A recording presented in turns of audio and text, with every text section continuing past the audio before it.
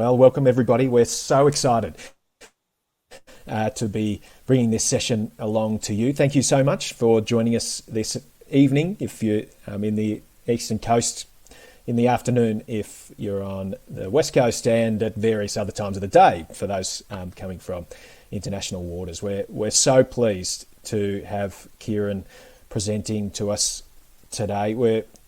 We are really keen to learn as an organisation, and I know you as teachers, from the things that he knows about mathematics and how we can adapt and adjust our instruction maybe to be a little bit more effective for our kids.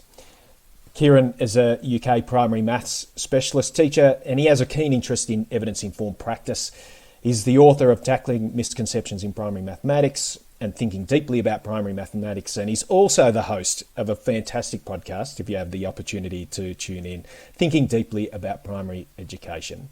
So I strongly recommend that you take the time to find that on your local streaming service to check out some of the things that he and his colleagues have been working on. But with no further ado, I'm going to introduce you to Kieran Mackle.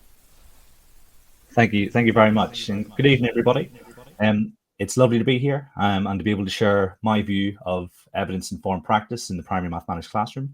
Thank you, Reid, for a wonderful introduction and for making this possible. You and Caroline, I know, have gone to a lot of effort to make sure this could happen. So my name is Kieran, and for just over 15 years, I've worked in schools in an area of high socioeconomic deprivation across Kent's north coast.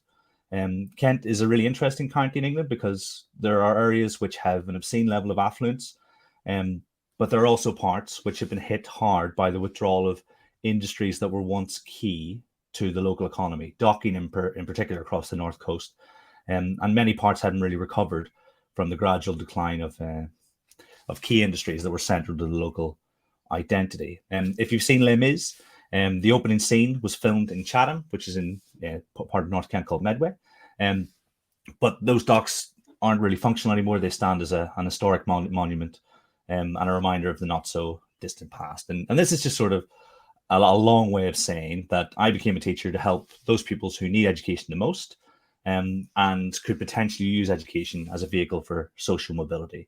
In September, I joined the team at Complete Maths, and I've been delivering professional development sessions for our customer schools, developing our curriculum so that it tracks the mathematical journey from birth to primary, stage 0 as we call it, and a range of other projects which have school improvement firmly in mind. As Ray said, in my spare time, I host the Thinking Deeply About Primary Education podcast, and there are new episodes every Saturday. I release them at 5 a.m. UK time, so what's roughly 2 o'clock in the afternoon, midday-ish. And so far, I've had the pleasure of interviewing the wonderful Brendan Lee, and I hope that will be the first of many interviews with Australian educators. Australia is actually the country that's second on our list. It's the UK with about 70%, and then Australia with about 13%. So quite a lot of Australian teachers are engaged with the podcast, and essentially we are a group of hopefully evidence-informed teachers talking about our practice and the things that have worked for us. My most recent book, Thinking Deeply About Primary Mathematics, is essentially a blueprint for mathematics school improvement and teacher development, and we're going to draw on those ideas in this session today. I think it makes sense to start with the nature of mathematics research and the position from which I approach the subject. Now, I consider myself to be a positivist, and this isn't a broadly held position in education academia, but nonetheless, I believe that there is an objective reality and that we should, even if it proves impossible in the long run, strive to measure this reality using the tools provided by the scientific method. And as a result, it sort of disappoints me to see the absence of scientific rigor in much of the available literature. Mathematics education research is plagued by 3 key issues.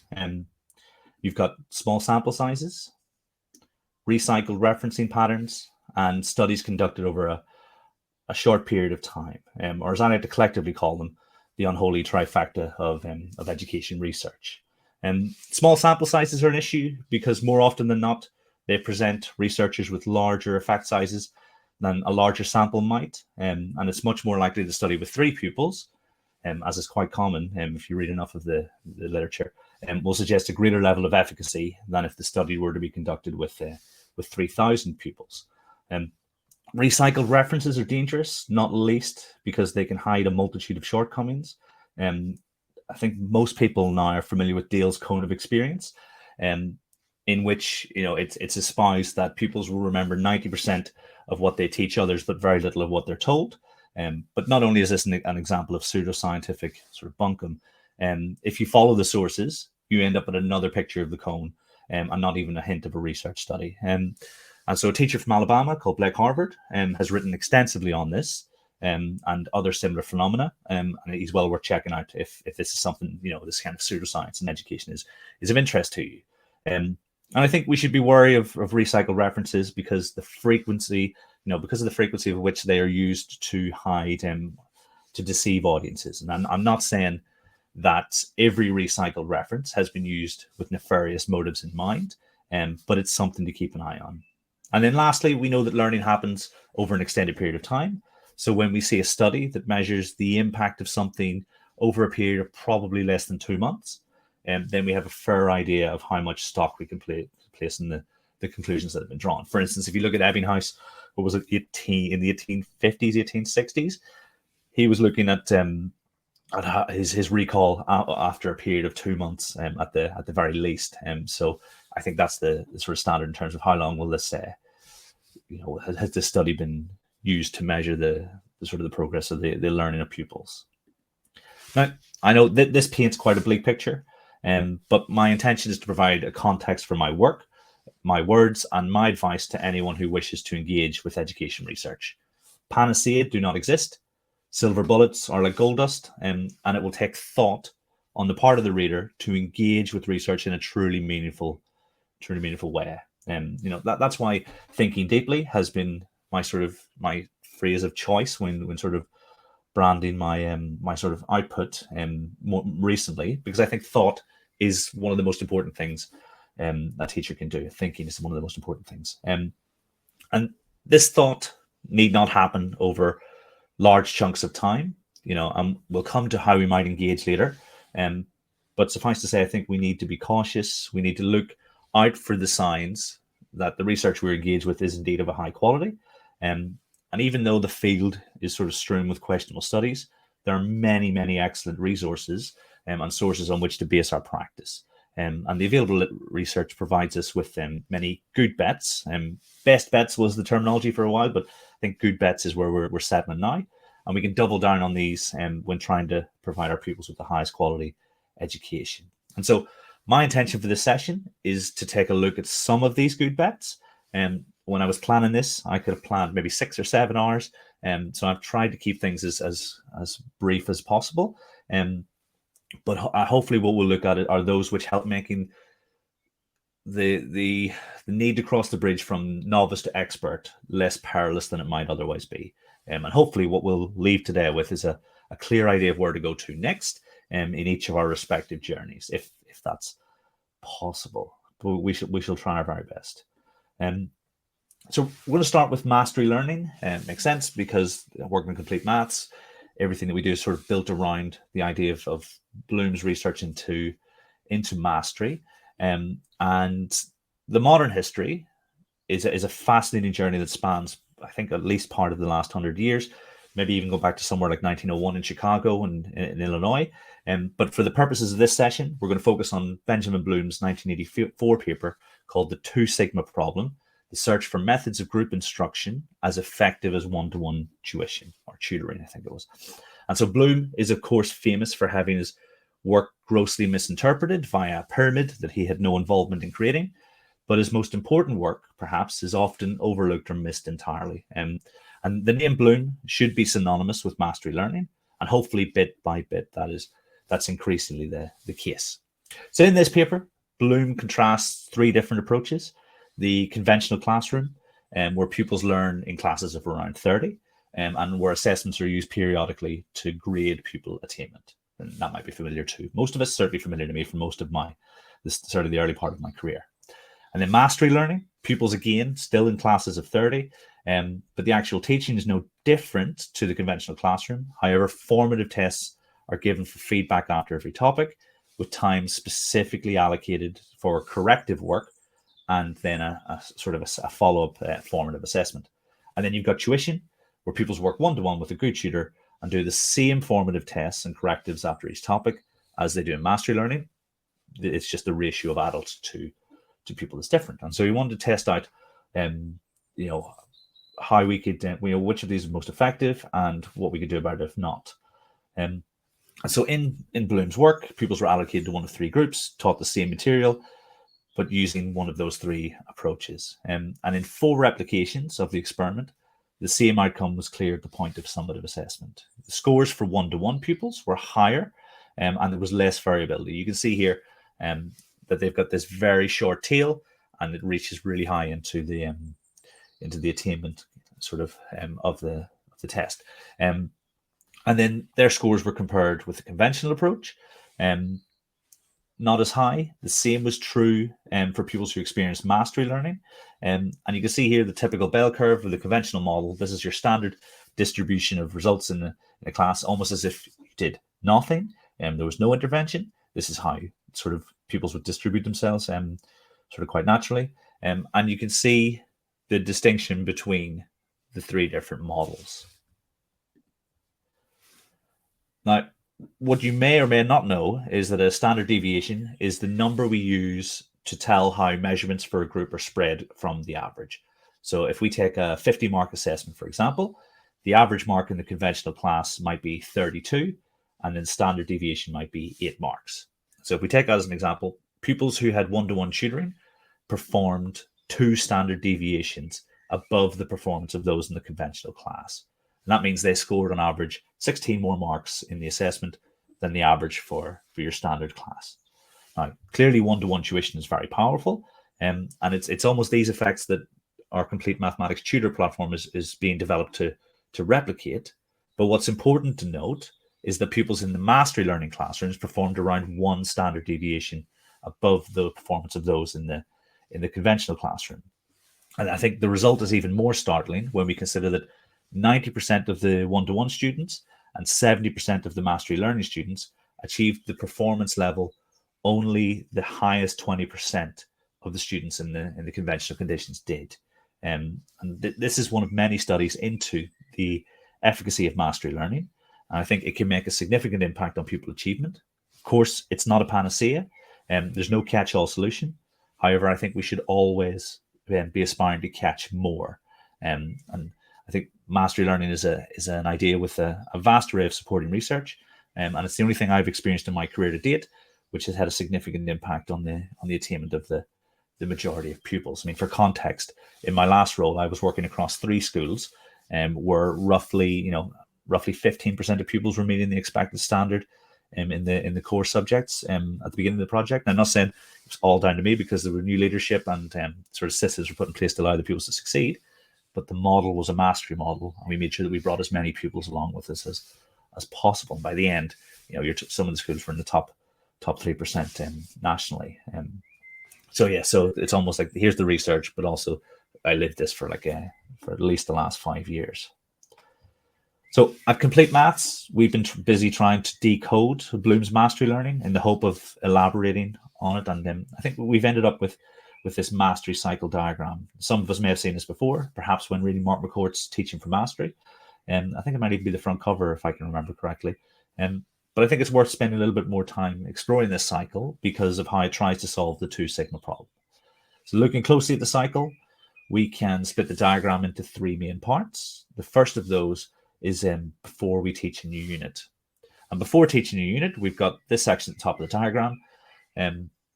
Not on the day, not the day before, probably roughly a week before, we need to test prerequisite knowledge. Because there's no point in jumping into new mathematics before we know that the pupils are secure in the necessary knowledge. And if everybody in the class is above 80%, then we can move on. If not, we have to do something about it. And the hierarchical nature of mathematics dictates that this is the case, because each piece of the puzzle relies on the others that were put in place before it. And it's highly likely that the conveyor belt nature of the conventional approach is precisely what causes many pupils to fall and then stay behind their peers. I think it's worth saying that we'll often find this statement interpreted as if 80% of the class are ready to move on, then we can move on. But we should be very clear that I think it's 100% of pupils need to reach this 80% threshold, because this is the threshold that crops up in the literature time and time again as a reliable threshold for success, and with sufficient room for error. For example, if we answer 4 out of 5 similarly pitched questions correctly, it's more likely that the incorrect answer is a result of an error rather than guessing, or the formation of a crucial misconception. I think the odds of guessing 5 correct answers is probably 1 in just over 1,024, I think. So you can see that 80% makes sense on a number of levels. And I think it's the figure that Rosenstein will quote as well, and across many other studies. So for those pupils who score below the 80% threshold, we need corrective teaching, whether that be through small group intervention, the use of tutor, but it must occur before we go back and test those prerequisites again, because only then can we be sure that the desired level of readiness has been achieved. And while we put correctives in place, we need to provide enrichment for those who did score 80% and above, whether that's the opportunity to work collaboratively or on a problem that requires some serious, deep thinking. And I think I've said before in the past that I'm more than happy when I am 100% certain that pupils are ready and I've got more corrective work to do. There are some mathematical problems like a set that could take weeks to solve, and I'm absolutely happy with my pupils spending that time, because there's a lot of hard work goes into finding mathematical proof at primary. Now, the thing that goes back to me on this is that this sounds like it will add time, and we can often feel as if we have to keep moving. But investing in time at this point will lead to gains and save time later on. In England, we've got this strange phenomenon where year 6, the final year of primary, is spent relearning all the concepts not learned properly first time round. But if we teach it well the first time, and teach us that learning is more likely to occur then a whole year, hypothetically speaking, could be saved. Now, I don't know if a similar phenomenon exists in Australia, but I'm sure there are parallels to be drawn in some respect. Then if we look at this large chunk of the diagram, we can see the portion that represents the point at which we have started to explore new mathematics. And this is where teachers come in with their experience, their knowledge, and their resources. And you can see that the teaching will include lots of worked examples. We'll come to those in a bit. Formative assessment, using mini whiteboards, multiple choice questions. But we're constantly taking in information about what the pupils know and what they have understood, or what they appear to have understood. And some will call this a forensic approach to assessment, where we look in really small detail at every pupil, at every stage of learning and practice phase, so we can respond with correctives, until they're ready to move on. And hopefully you can see that both these phases have enrichment at their heart. And it's a big part of what it learns to mean, what it means to learn mathematics, and a chance for pupils to extend and expand their thinking. But also for those pupils who find mathematics easy, it's a chance to struggle and develop behaviors associated with perseverance. It's important, therefore, that we have a shared bank of resources that we can use in these situations. There's no point in reinventing the wheel. One of my colleagues, Johnny Hall, has a task booklet that has hundreds of tasks that he has carefully designed for enrichment purposes. Lots of them will be targeted at a secondary audience, but small tweaks to those kind of questions, and those found on enrichmaths.org, designed by the team at Cambridge University, making small tweaks to those kind of problems can open them up to a primary audience as well. And so, they're very much a case of, the threshold is low, but the ceiling is very high. And I think we must try to find space for enrichment and enhancement for all pupils, not just the chosen few, because it can quite often end up that only the pupils who already knew the maths in the first place are the ones who get the opportunity to enjoy the true beauty of mathematics. And so I think as teachers, we've got a responsibility to make sure that that's not the case. And then the final phase takes place after teaching the unit. And this can be a big shift, but essentially we do some sort of assessment and we respond again, rather than continuing on through the curriculum. And I think if we've done the first phase well, tested those prerequisites, we've got pupils up to a good starting point, and then we've taken a forensic approach during sort of the second stage, it's not often that we get to the end and find lots of pupils need more corrective teaching. And this is where we get that sort of precious time back. I know for a long time in my career, I would get to this point and then think, oh no, I need to do another couple of weeks on place value, or I need to reteach fractions. And if I'd done it right the first time, I would not have had to have done that. And typically what was missing was readiness. And so here, having moved through the cycle and taken account of readiness, correctives, and enrichment, we find ourselves in a position, I think in all likelihood, where we're ready to finish the unit and begin the cycle anew. And so we just go back round again. So hopefully you can see how this cycle links to Bloom's mastery model, and how an investment of time and effort in the right places can provide a very powerful model of schooling. Because I think it's in these conditions that we have the best chance of creating the situation where pupils gain almost as much in terms of learning as they might in a one-to-one situation. Of course, it's highly improbable that we can match the efficacy of one-to-one, just because of the sheer disparity of opportunity for the teacher with 30 pupils instead of one. But we can, I think, as the 2 Sigma problem shows, get many, many more pupils to attain well and reduce the gap between the highest and lowest performing pupils significantly. So as part of that sort of section of mastery learning, I mentioned worked examples. And I think this is one of the highest leverage things we can focus our attention on, namely the instruction that we deliver. So I think it's worth spending some time on this. Now, what I don't want to do is I don't want to get myself lost in definitions and semantics, because if direct instruction sometimes has small d, small I, sometimes a large D, large I. I'm just talking about instruction in general and the use of worked examples. Because I believe there's immense value in dedicating time to thinking about the modes of explanation and instruction available to us, particularly if we are teachers at the very beginning of our careers. I say this because I typically find that the components of effective instruction, or any recognition of their necessity, can quite often be missing during the early days of most professional development journeys. As do I. That's not for me to wonder, but I know that when I began teaching, the first thing I was taught by my NQT mentor was that we should identify that which children do not know, and we should teach it to them. And we should instruct them in new knowledge, utilizing many strategies available through the available research. And as I've continued on in my career, I've spent an enormous amount of time supporting colleagues in their professional development. And I find it reasonably common to see lessons in which there's no actual teaching done, no instruction is given, and the pupils are sort of almost expected to find wisdom by osmosis. And this isn't the criticism of any of those lessons of the teachers concerned, but rather it's more generalization that there's a belief that pupils will naturally assimilate knowledge presented to them. And I think that might be a crucial phase in the progression from novice to expert. We start with this understanding of schooling as the experience that we had as pupils, and then we need to actually move and traverse this threshold and to become more proficient, realizing that instruction is necessary. Now, the research into worked examples is pretty clear, and it's some of the most robust available outside of the world of reading and instruction, a field of which I am immensely jealous because it appears to be quite clear cut. But there are a number of ways to interpret how we might best put this knowledge to good use in the classroom. Now, there was some research conducted in 1985 by Cooper and Sweller that showed that after an initial introduction to a series of mathematical problems, replacing your typical practice problems with worked examples resulted in higher learning gains. And the worked example condition was also more efficient. Learners given problems to solve took almost 6 times longer than those who were sort of working on the worked examples.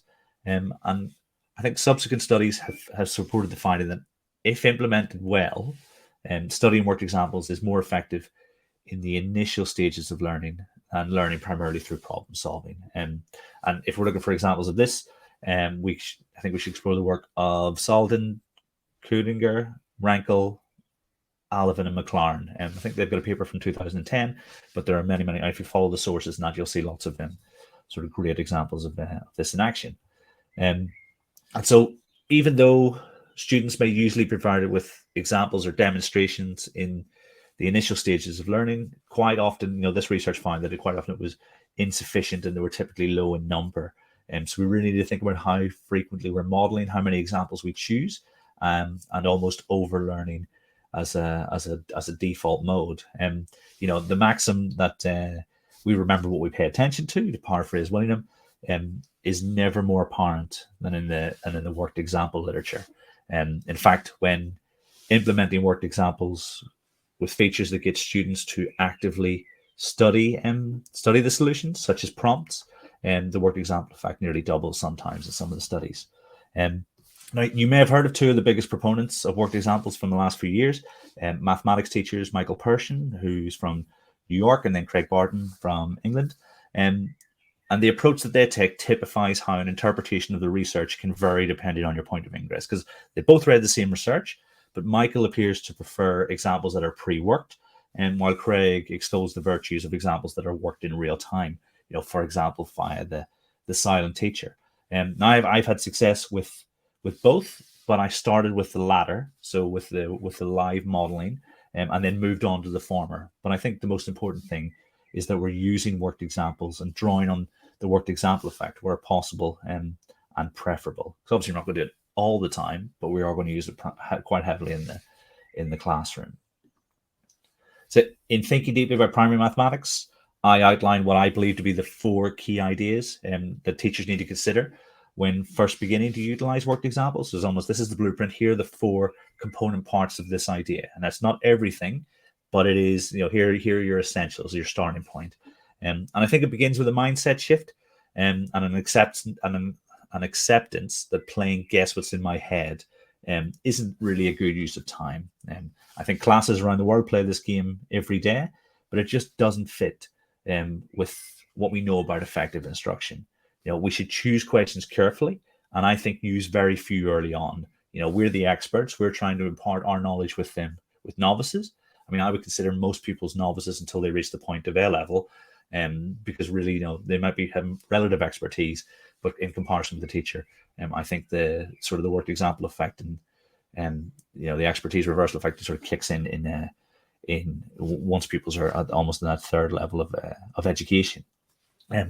Regardless, I think we should choose questions carefully. We should ask a few early on, and then having accepted this as a necessary disposition, I think one of the highest leverage things we can do is incorporate my turn, our turn, your turn. Now, this, when I was thinking about the session, could have been a whole session on its own, but essentially we display or model a series of worked examples bouncing back and forth between pupil and between teacher and pupil, with a series of, I think, should be minimally different examples until pupils have had the opportunity to discern that which we hope they will discern. Now, obviously, this is a very, very small explanation of what my turn, our turn, your turn is. And I don't think I'm doing justice in any way, because it'd take a long time to explain. But I do know that you should check out the work of Doug Lemov if you haven't already.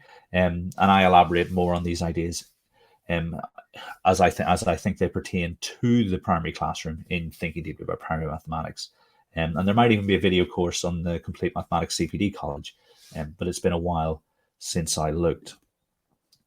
So you can see here an example of an example problem pair involving minimally different examples available to pupils on our tutor platform.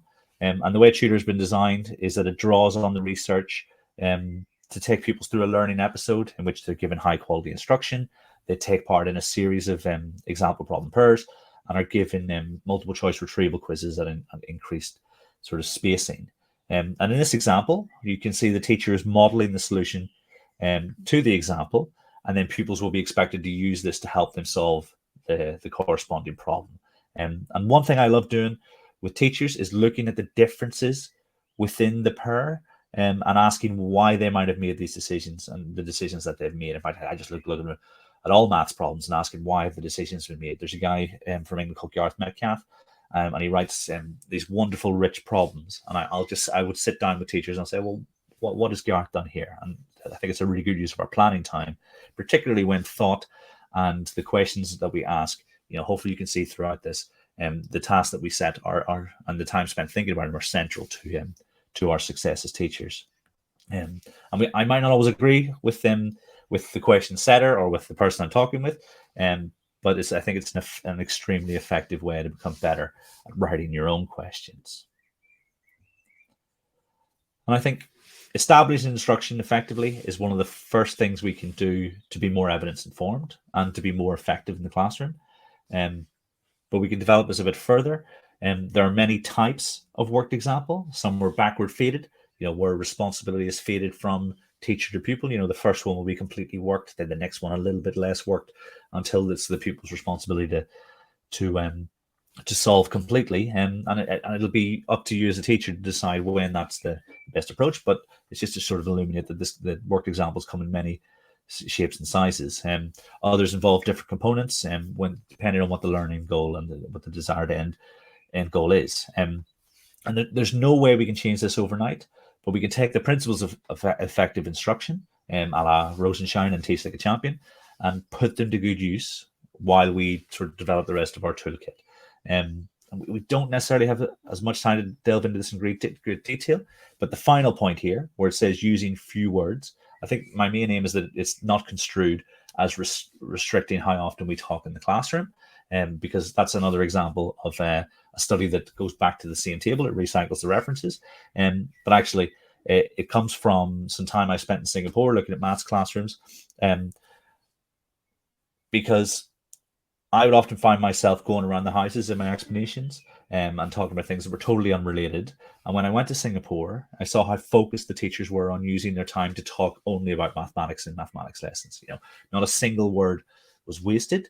And I would implore you to consider this at all times. I've used Hamlet here because apparently Shakespeare is reputed as having never wasted a word. Now, I've not read enough Shakespeare to say whether or not that's true, and maybe I never will know. But I have a good authority from some of my colleagues who studied English at university that is the case. And so, choose our words wisely is the message here, as opposed to limiting the amount of time that we talk. There's time for idle chat in primary and hinterland discussions. They can be some of the richest we have, but I don't think they should be a feature of our instructions and our examples. So the areas we've explored so far have been pretty general, and if we zoom out far enough, and not just to primary, but to education and schooling in general. So something a little bit more niche and a little bit more primary mathematics specific is the idea of using manipulatives in the classroom. And that's not to say that the use of manipulatives is exclusive to mathematics, but the field, and certainly the research field, will focus quite heavily on pupils' experiences in the mathematics when studying the efficacy of these approaches. And so I'll just give you a couple of seconds to read this.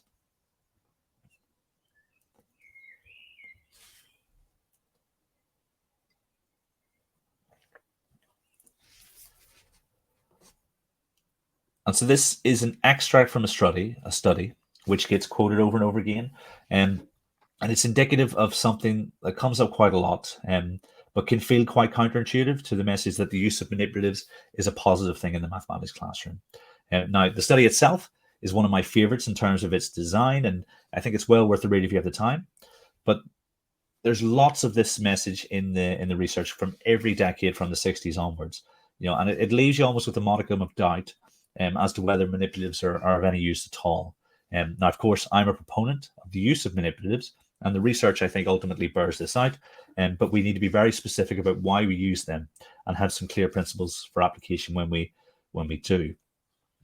And I think these principles begin with the need to consider what we mean by concrete.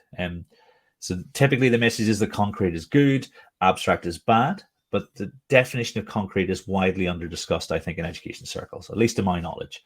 Because the etymology of concrete suggests a process of growing together.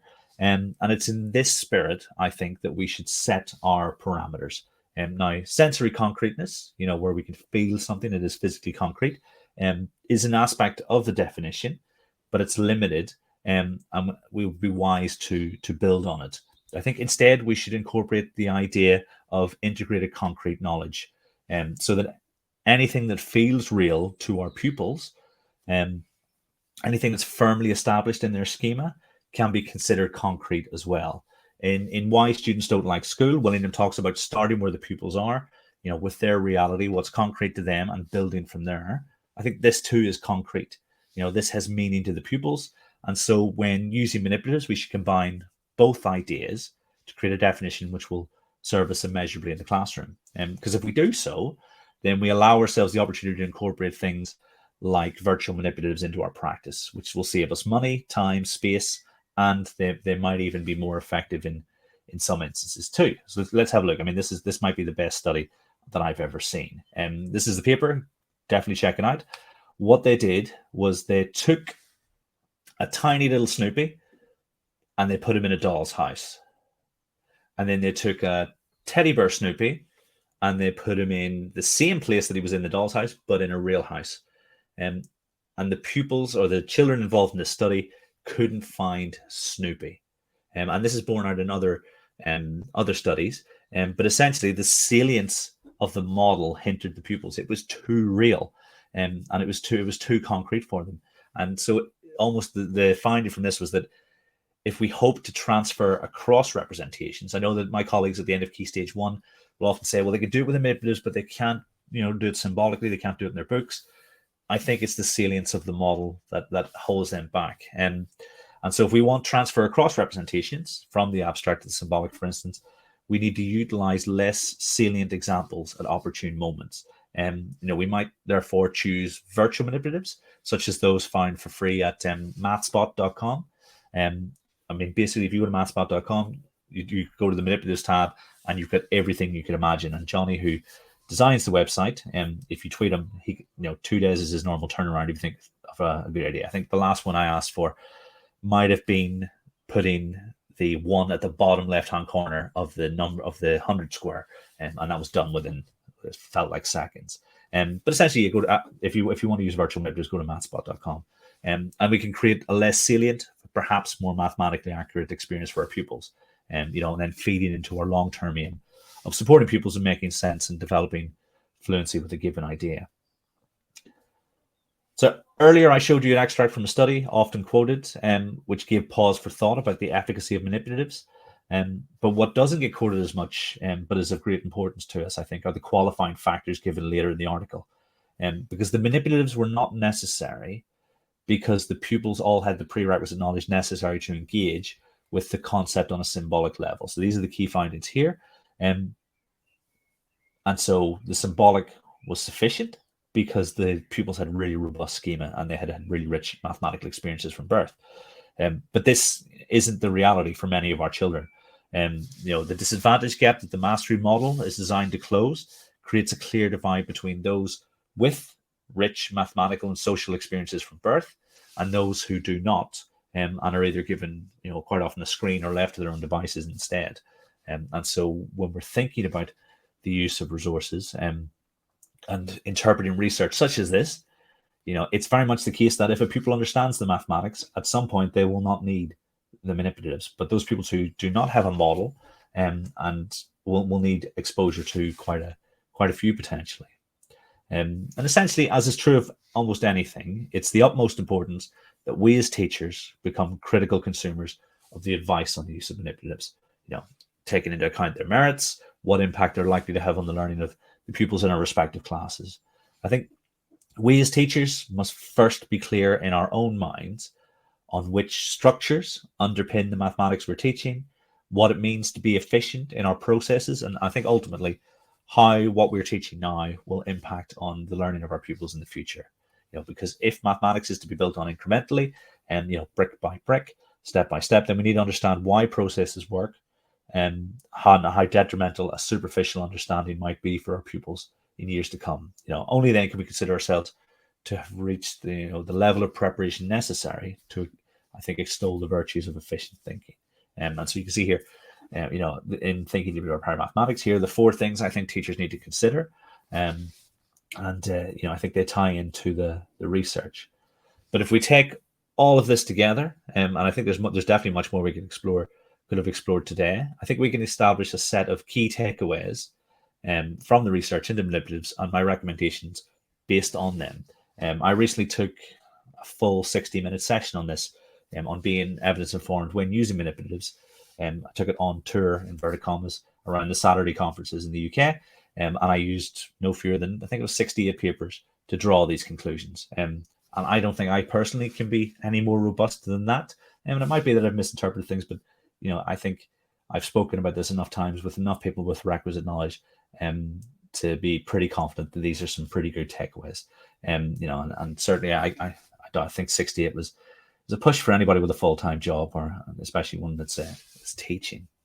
So yeah, so obviously you can take those and sort of interpret. And if there's anything here of interest you think I haven't covered, just shout. I'm more than happy to talk about this stuff all day long. So we did. Okay. So I think it's probably fair to say that of all the ideas or areas it's possible to explore in primary mathematics, none really encapsulates the essence of thinking deeply about primary mathematics as well as variation pedagogy. Because I think when we think this deeply about the questions that we pose and the tasks that we set, we're really going into the sort of, I don't know if it's going into the weeds. That's normally used in a negative way, but we're really getting under the skin of the ideas that we wish to teach. High variation pedagogy is interpreted varies depending on from whom you draw your inspiration. We got, so this Kohlberg, Kemper, and Marton. It's come to known as Martonian variation theory, where the idea is that you observe difference ahead of sameness, and the very act of noticing difference increases our chances of drawing structural generalizations. But this is almost diametrically opposed to what sort of coined as this Chinese interpretation of variation, which suggests we have the power to form generalizations by looking for sameness. Now that's a really, really brief summary, but I think there's something in this looking at sameness and difference. And before anything else can be done, I think what we need to focus our own attention on is seeing the task as a mathematical object, and rather than seeing each individual question in isolation, an event that's related but ultimately independent. We need to look at the collective power a series of structured questions can have, and then this might come naturally to you, thank goodness if it does. But in my experience, this way of thinking needs to be demonstrated to novice teachers, and is definitely a threshold worthy of traversal. The initial opportunity cost can appear quite daunting. You ask yourself, do I have the requisite knowledge? What exactly are the structures I wish to draw attention to? Or where on earth do I begin? So in focusing our attention on the task as a mathematical object, it can be helpful to imagine the task as a journey, with the option for a sort of skillful detour along the way. I'll give an example of this. In the past, I might have created something akin to this. It has the relevant content, an opportunity to rehearse, but what am I actually drawing attention to? Have I given any consideration to the underlying structures? I don't think so. And it's quite fair to suggest that, whether this brings about any meaningful change in my pupils is potluck. This isn't my task, but I think this is a task where the task has been considered a mathematical object, and it's a journey in that moment in time has a defined ending. And so in this task, the questions are almost identical in the structure. But what we can see is that the author has sort of gradually broadened the generalization as they've traversed through it. So they're drawing attention to the commutative property of multiplication, and the fact that it's possible to say that, and represent both 5 times 4 is equal to 20 and 4 5 times is equal to 20. And then, being very careful not to interchange where unnecessary. By describing the process through this sequence, pupils are drawn towards the interchangeable nature of the two factors. And although how we express this in words might be altered, the product is still 20. And then you can see as we go into the questions 2 and 3, the journey, I think, is hopefully quite apparent, allowing pupils to begin the process of generalization. And they know that the factors in 5 times 4 and 4 times 5 commute. Does the same hold true for 6 times 4? It does. Okay. I know 7 times 4. And eventually, where this goes is that they vary the representation. And though the concept will remain invariant, I think they use matchsticks in this particular example, where they've got the similar idea, and the pupils can then sort of broaden their understanding of this concept. And then I think supplementing our task design should be open, exploratory questions, things like what do you notice, what do you wonder, because they allow you to bring everyone in. You can notice lots of things. Some things will be more pertinent to the task at hand, but everyone can notice, certainly the vast majority of people can notice things. And so what we do is we use these questions to sort of shape the direction that the task goes, and hopefully allowing our pupils to discern what they need to discern. Now, I've really cut the variation theory a bit short because I'm sort of conscious of time. But I've definitely done a 60-minute course on this on our CPD college. And again, I'm more than happy to talk about this at any time. And I think there might even be a few videos on the Thinking Deeply About Primary Education YouTube. But anyway, we've touched this evening very briefly on some of the most important ideas or practices provided by education research. And I hope at the very least this has piqued your interest, provided you with something to take back and try out in your classroom. But why stop there? My dream, and it's my dream for teachers across the world, is to leave this session enthused to go out and find research in fields that interest you, or that might be more applicable to you in your setting. If education research is a glass of water, we haven't even covered a droplet in this session. There are many, many areas to explore. Some paths have been well trodden by others, but some remain unspoiled and in need of attention. And so if we want to give proper consideration to the application of research, we need to consider the systems we put in place to allow ourselves to engage. Now, assuming that we make or have time to do so, and there are many ways to do this, and I've explored this in other places, but I think we need to accept that you're prepared to make time, or you've been given time. I think we should employ a cycle outlined here to get the most from research. We begin with our practice. We consider areas we might wish to improve. We find research. We read. We explore. We search out the thoughts of others. We think deeply about how we might apply what we've learned. And then we try it out in our classrooms. We reflect some more. We read some more, and bit by bit we become increasingly more effective and evidence informed. When I spoke to Craig Barton on his Tips for Teachers podcast, I talked about how I will typically, if I'm supporting others, the reading part will last about 12 months before I go anywhere near asking others to change their practice. But we did discuss the distinction between, in our own practice, we can try things out. That's fine. I think it's just an unreasonable request to ask someone to alter their practice based on a very brief reading of the sort of source material. And so I like to give a lot of time when I'm supporting others. But in my own practice, I'll try something out the next day. I'll read something on a Sunday night, try it out the next day. But all that's to say, this doesn't need to happen in large chunks. If we're lucky, school leaders should provide us with time to engage with research. But I know this isn't the norm. So why not read for something like 5 minutes a day? Read with your morning coffee, or while your computer's loading at school. I mean, I don't know what the technology situation is like, but my computer used to take 20 minutes plus to load up in the morning. And so I'd get maybe a chapter of a book read while I was having my coffee and waiting for that to start up. And that was my favorite time of the day when I was in school. And if you're a leader, get caught reading research in school so the teachers know it's not only acceptable, but it's desirable.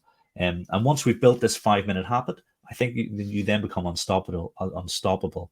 And you can then put your superhuman powers of reflection that all teachers have been bestowed with to good use. And then the sky's the limit, I think. Nobody expects you to sacrifice your social life for education research. I mean, some of us are quite nerdy, and education is also a hobby as well as our job. And neither are you expected to reach a high level of engagement overnight. But piece by piece, bit by bit, you almost change who you are and you change your habits. And then we can all move from our current state to our desired goal state, in which our education system is filled with research-informed, healthily skeptical, and highly reflective teachers. And that's the world in which I want my children to go to school. And I'm sure if you think deeply, you'll probably agree too. So I really wish we had more time together. This is absolutely flown. I could talk about this stuff all day. But we can turn to questions in a second. If you enjoyed this session and want to hear more, my email address is kieran@completemass.com. It's on the slides. Every week we've got new episodes of Thinking Deeply About Primary Education. And Thinking Deeply, I don't know if it's on sale in Australia. I need to ask John Catt. I don't know what the shipping time is, but Thinking Deeply About Primary Mathematics is available in all good and bad bookshops. And this QR code will take you to my website where I share lots of content, and it's all totally free. It's not a money-making venture. It's a help the profession venture. And so thank you very much for your time and your engagement this evening. It's been an absolute pleasure. I think we've probably got 10 minutes for questions if there are any. So thank you very much, guys.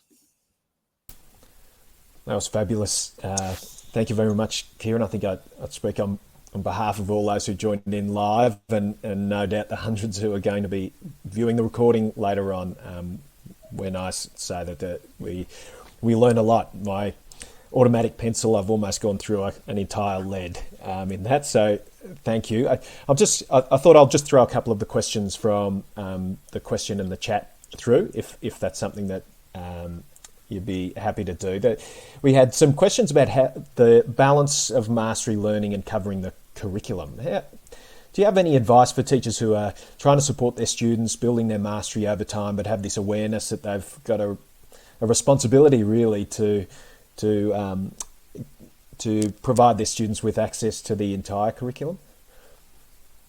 I mean, when I'm in school, I see the curriculum as a 7-year journey, and so I knew that when we would start formal teaching in the Christmas of year one and finish roughly the February of year 6, and as long as my pupils are going on that journey across that time, I don't mind the pace at which they do that, because I know they will get there if we do things right early on. And particularly, with our youngest pupils, we can keep the group reasonably homogenous, because they will have fewer opportunities to develop misconceptions. And so I know it can feel like we need to get to the end, but it's about seeing things as a longer journey. And so my year 3 teachers last year, the year 4 colleagues will pick up where they left off. They don't necessarily have to start with place value in September. They'll go to, well, where do we get to in the sequence?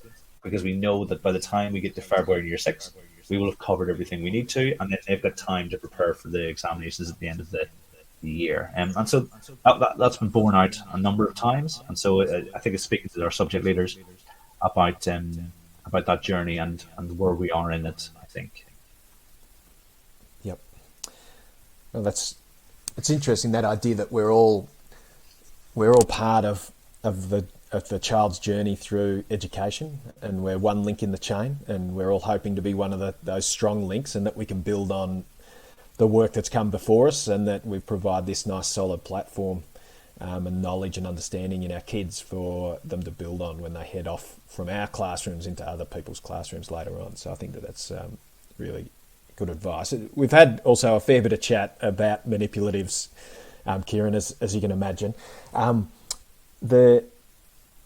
wondering about we had some questions about this idea of moving from manipulatives to the abstract representations. Do you see that as something that it's a teacher's responsibility to move them in a single year? So moving from a particular manipulative to its abstract representation, or the concepts that underpin it, just within that year? Or is it something like you'd mentioned before with mastery learning, where you see it more in the long-term view, where it's something that would occur over a number of years, and it's a longer-term process?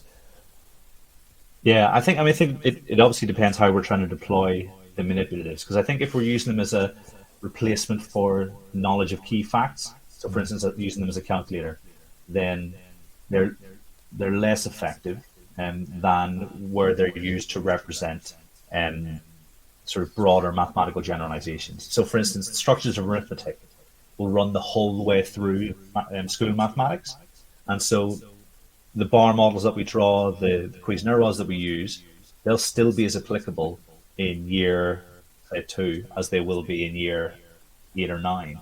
And so it's very much about the purpose. If they're being used as a crutch, my focus would be to teach pupils the thing that they don't know. If they don't know their times tables and they need to know their times tables to engage with fractions, well, then they should. But if we're looking at fractions in terms of the multiplicative structures, for instance, the idea of scaling, well, the representation of scaling through the use of concrete resources is still valid, and so we will still use that to demonstrate our thinking, and so it really depends on why we're using them. And quite often we try and rush pupils through the concrete, the pictorial, the abstract, but actually it's thinking about, well, what is the purpose of this, and where our purposes are perhaps misaligned, thinking more carefully about what we do. And I think quite often where I see manipulatives used less effectively, it's where they've been used in place of key facts that can be learned.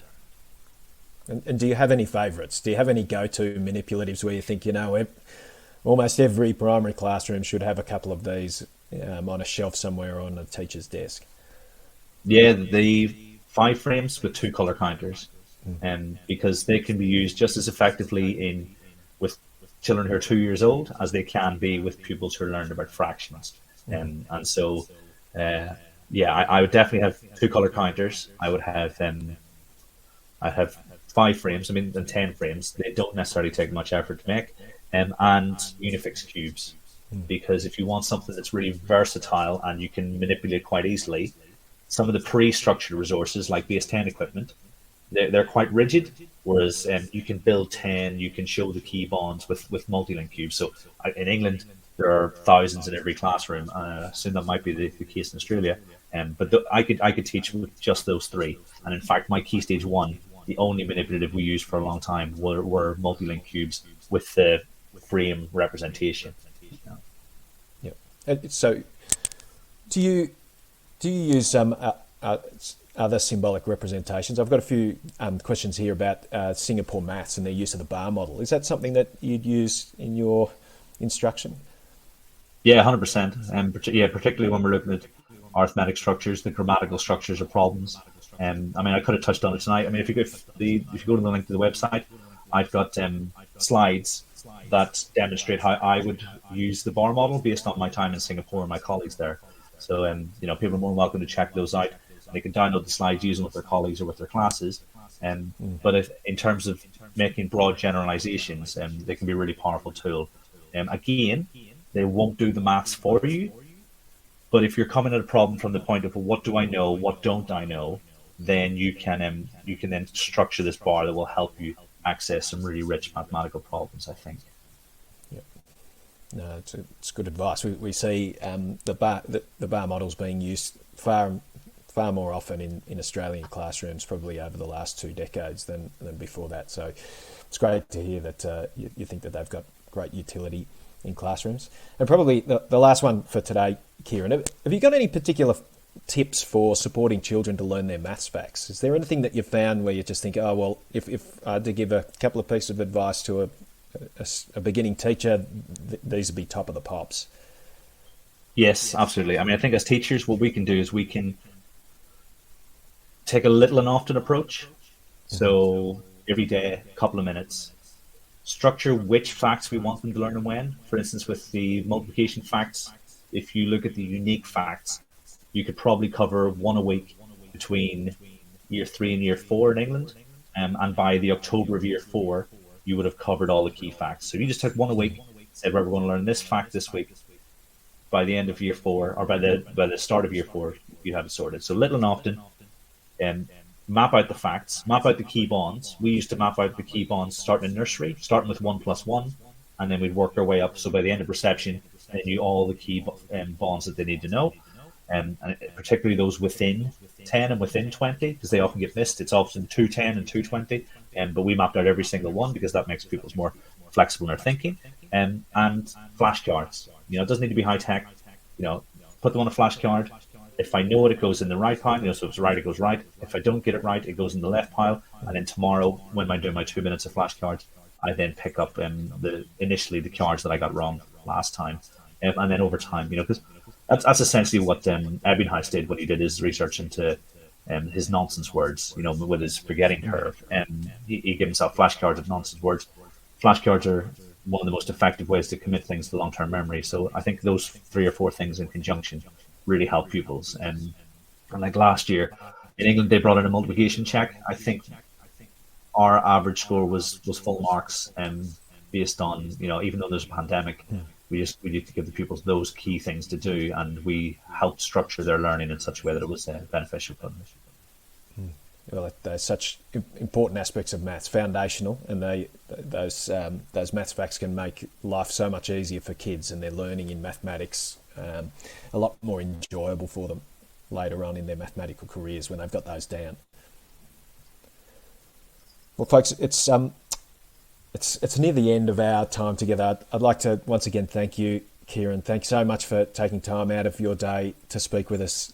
By the number of people who've registered and joined us today, you can see how enthusiastic we here in Australia are to learn more about mathematics instruction and how we can better support our students. So thanks so much for your time. We appreciate it so much. And for those who are looking forward to the recording, we'll send a copy of that out, and we'll also put together a list of the various resources and papers that Kieran mentioned in his presentation today so that you have some access to that. And if you, as the audience, if you haven't already signed up to our newsletter, please do so. It's free. You get information when we release something new from Ochre Education. You also have the opportunity to view and feedback on beta test materials ahead of their release so that we can make sure that they're as effective and useful for you as possible. But thank you so much, everybody, for your attendance tonight. Thank you very much, Kieran, for sharing your expertise and wisdom with us. We're so appreciative.